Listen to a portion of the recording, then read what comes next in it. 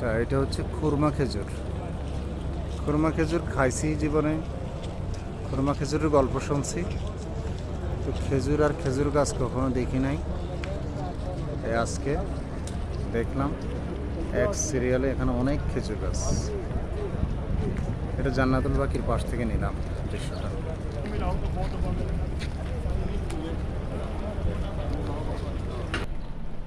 দাঁড়ালে ভিডিওটা ভালোবাসে।